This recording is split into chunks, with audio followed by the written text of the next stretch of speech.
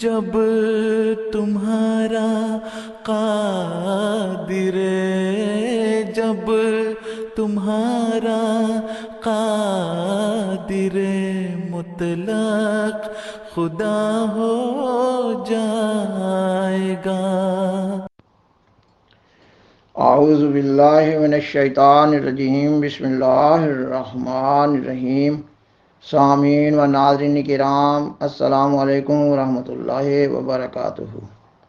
17 مئی کو ضلع اوکاڑہ کے گاؤں ایل پلاٹ میں محترم منور احمد صاحب احمدی مسلمان کے نوجوان بیٹے عبدالسلام صاحب کو جبکہ وہ اپنے گھر کے دروازے پر تھے، تحریک لبیک کے ایک دہشت گرد نے قاتلانہ حملہ کرتے ہوئے شہید کر دیا۔ انا للہ و انا الیہ راجعون۔ پروگرام کو آگے بڑھانے سے قبل درخواست ہے کہ آپ اس پروگرام کو دوسروں سے شیئر کریں اور حضرہ کرم اس چینل کو سبسکرائب کریں۔ جزاکم اللہ تعالی احسن الجزا۔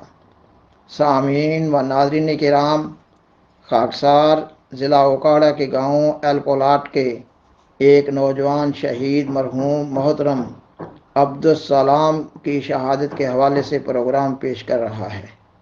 محترم عبدالسلام صاحب کو تحریک لبیک کے ایک دہشت گرد نے 17 مئی کو ان پر قاتلانہ حملہ کرتے ہوئے شہید کر دیا۔ انا للہ و انا الیہ راجعون۔ تفصیل کے مطابق محترم عبدالسلام شہید مرحوم اپنے گھر کے دروازے پر اپنے 3 سالہ بیٹے کو اٹھائے ہوئے اور 5 سالہ بیٹے کی انگلی پکڑے ہوئے کھڑے تھے۔ اللہ تعالیٰ کے حضور دعا ہے کہ اللہ تعالیٰ شہید مرحوم پر ان گنت رحمت نازل فرمائے، آمین اللہم آمین۔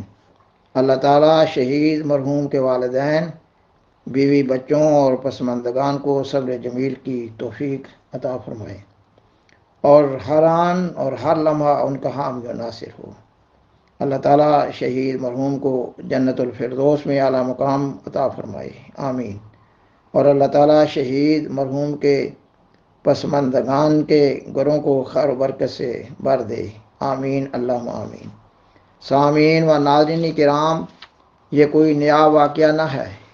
جماعت احمدیہ مسلمہ کی بنیاد سے ہی ایسے واقعات ہوتے رہتے ہیں۔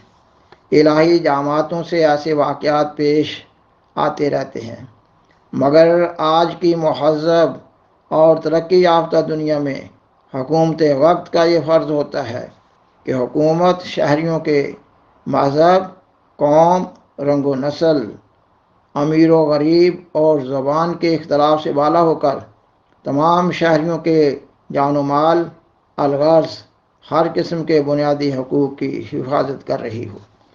مگر وطن عزیز پاکستان کے قیام کے وقت سے ہی مختلف مفاد پرست ٹولے وطن عزیز کے امن و سکون کو تباہ کیے ہوئے ہیں۔ پاکستان کا نظام عدل بہت کمزور ہے، پولیس اور سیاستدان کرپٹ ہیں، اور سب سے بڑی بدقسمتی یہ ہے کہ جاہل اور بدعمل ملا مذہب کا ٹھیکیدار بنا ہوا ہے۔ تاریخی حقیقت یہ ہے کہ خلافت راشدہ اسلامیہ کے تیسرے خلیفہ حضرت عثمان رضی اللہ تعالیٰ عنہ کی شہادت کے بعد مسلمان بدعملی کا تدریجاً شکار ہوتے چلے آ رہے ہیں۔ ان حالات کے بارے میں سیدنا حضرت محمد رسول اللہ صلی اللہ علیہ وسلم نے پیشگوئی فرمائی تھی۔ حدیث کی کتاب ترمذی میں ایک حدیث اس طرح درج کی گئی ہے، یہ کہ آپ صلی اللہ علیہ وسلم فرماتے ہیں، بہترین لوگ میری صدی کے ہیں، پھر دوسری اور پھر تیسری صدی کے، اس کے بعد جھوٹ پھیل جائے گا۔ قبل اس کے کہ اس مضمون کو آگے بڑھایا جائے، اس حدیث کے مضمون پر غور و فکر کرنے کی ضرورت ہے۔ جماعت اسلامی کے بانی مولانا ابوالعالی مودودی آج کل کے مسلمانوں کے بارے میں اپنی کتاب مسلمان اور موجودہ سیاسی کشمکش حصہ سوم میں لکھتے ہیں، یہ انبوئے عظیم جس کو مسلمان قوم کہا جاتا ہے، اس کا حال یہ ہے کہ اس کے 999 فی ہزار افراد نہ اسلام کا علم رکھتے ہیں، نہ حق اور باطل کی تمیز سے آشنا ہے، نہ ان کا اخلاقی نقطہ نظر اور ذہنی رویہ اسلام کے مطابق تبدیل ہوا ہے۔ باپ سے بیٹے اور بیٹے سے پوتے کو بس مسلمان کا نام ملتا چلا آ رہا ہے، اس لیے یہ مسلمان ہے۔ سامعین و ناظرین کرام، آج کا مسلمان محض اسمی اور رسمی طور پر مسلمان ہے۔ اس کے بالمقابل جماعت احمدیہ مسلمہ اسلام کی صحیح تعلیمات پر عمل پیرا ہے۔ جماعت احمدیہ کے بانی سیدنا حضرت مرزا غلام احمد قادیانی علیہ السلام کا دعویٰ ہے کہ اللہ تعالیٰ نے آپ علیہ السلام کو امام مہدی و مسیح موعود کے مقام پر فائز فرمایا ہے۔ آپ علیہ السلام اپنے دعویٰ امام مہدی و مسیح موعود میں قطعی اور یقینی طور پر سچے ہیں۔ آپ علیہ السلام کا کوئی دعویٰ اور کوئی تعلیم قرآن مجید، سنت رسول سیدنا حضرت محمد رسول اللہ صلی اللہ علیہ وسلم، حدیث اور بزرگان سلف کے اقوال کے خلاف نہ ہے۔ اللہ تعالیٰ کے فضل اور رحم کے ساتھ جماعت احمدیہ میں خلافت اسلامیہ کا نظام جاری و ساری ہے۔ جماعت احمدیہ اپنی امام خلیفۃ المسیح کی نگرانی میں اور زیر قیادت دفاع اسلام اور اشاعت اسلام کے کام میں مصروف عمل ہے۔ جماعت احمدیہ گو اس وقت تک قلیل تعداد میں ہے، مگر یہ اللہ تعالیٰ کے قانون ارتقاء کے تحت ہے۔ اسلام میں جماعت احمدیہ کی نوعیت جاننے کے لیے موسوی سلسلہ کے موسوی مسیحی حضرت مسیح عیسیٰ بن مریم علیہ السلام کی جماعت کے حالات پر ایک نظر ڈالنے کی ضرورت ہے۔ ابتدائی موحد عیسائیوں کی جماعت تو 300 سال تک غاروں میں رہتی رہی تھی، اور پھر ایک طاقتور بادشاہ کے عیسائی ہونے پر وہ غاروں سے نکل کر شہروں میں آئے، جبکہ جماعت احمدیہ دنیا کے 200 ممالک سے زائد ممالک میں ایک بیج کی طرح پھیل چکی ہے۔ اللہ تعالیٰ اپنی حکمت کے تحت اس جماعت کو قوموں کی امامت کے لیے تیار کر رہا ہے۔ دہریت و مادیت کی سنگلاخ زمین میں اسلام کی ایک مخلص اور فعال جماعت کا قیام ایک عظیم کارنامہ ہے، اور سیدنا حضرت مسیح موعود علیہ السلام کی صداقت کی ایک روشن دلیل ہے۔ سامعین و ناظرین کرام، عالمگیر جماعت احمدیہ دنیا کے تمام ممالک میں اسلام کا کامیاب دفاع کر رہی تھی اور اشاعت اسلام کا کام بخوبی سر انجام دے رہی تھی۔ جماعت احمدیہ کے افراد معاشرہ کے بہترین افراد ہوتے ہیں۔ پاکستان کے احمدی پاکستانی معاشرہ میں بھی اپنا مثبت کردار ادا کر رہے تھے۔ ذوالفقار علی بھٹو برسر اقتدار آتے ہی جماعت احمدیہ کے نظم و نسق سے خائف ہو گیا۔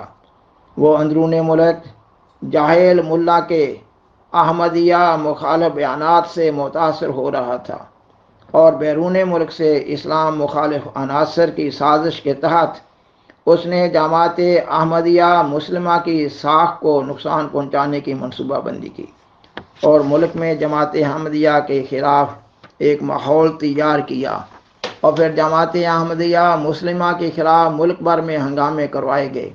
احمدیوں کی مساجد کو مسمار کیا گیا، لائبریریوں کو جلایا گیا، گھروں، دکانوں اور کاروباری سینٹروں کو جلایا گیا، احمدیوں کی فصلوں کو اجاڑا گیا، اور کئی ایک احمدیوں کو شہید کر دیا گیا۔ اور پھر بھٹو حکومت نے نام نہاد بحث کا ایک ڈرامہ رچاتے ہوئے اپنے مذموم مقاصد کی تکمیل کے لیے احمدیوں کو قانون اور آئین کی اغراض کے لیے ناٹ مسلم قرار دیا۔ قانون اور آئین کی اغراض کے الفاظ سے ظاہر ہو رہا ہے کہ یہ کوئی مذہبی مسئلہ نہ تھا، اور بحث میں لفظ خاتم النبیین پر کوئی معمولی سی بھی بحث نہ اٹھائی گئی تھی، اور جو فیصلہ کیا گیا اس میں احمدیوں کو ختم نبوت کا منکر قرار دیا گیا۔ حالانکہ حقیقت یہ ہے کہ جماعت احمدیہ مسلمہ قرآن مجید، حدیث اور بزرگان سلف کے اقوال کی روشنی میں ختم نبوت پر کامل ایمان اور یقین رکھتی ہے۔ جماعت احمدیہ پر یہ سراسر الزام ہے اور ختم نبوت کے نعرہ کو ایک جذباتی رنگ دے کر عام مسلمانوں اور احمدیوں کے درمیان ایک نفرت انگیز دیوار کھینچ دی گئی ہے۔ اور پھر ذوالفقار علی بھٹو کے بعد ضیاء الحق ایک فوجی ڈکٹیٹر نے جماعت احمدیہ مسلمہ کے خلاف سرکاری طور پر ایک مذموم مہم چلائی۔ اللہ تعالیٰ نے ان دونوں دشمنان احمدیت ذوالفقار علی بھٹو اور فوجی ڈکٹیٹر ضیاء الحق کو عبرتناک سزا دی۔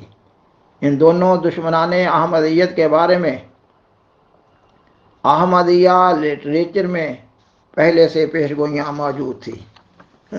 احمدیت دشمنی میں دونوں دشمنان احمدیت نے احمدیوں کے بارے میں کئی قانون بنائے اور آئین پاکستان میں ان شکوں کو داخل کیا۔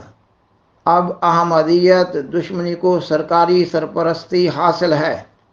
احمدیوں پر توہین مذہب اور توہین رسالت کے جھوٹے مقدمات بنائے جاتے ہیں۔ احمدیوں کی جان و اموال کو نقصان پہنچایا جاتا ہے، اور کبھی کسی احمدی کے کسی قاتل کو آج تک سزا نہیں دی گئی، اور احمدیوں سے ظالمانہ سلوک کرتے ہوئے دشمنان احمدیت ایسے طور پر معاملات طے کرتے ہیں کہ گویا اس دنیا کا کوئی خدا نہیں ہے، کیونکہ حکومت کی سرپرستی میں احمدیت دشمنی کو ایک مذموم مہم کے طور پر آگے بڑھایا جا رہا ہوتا ہے۔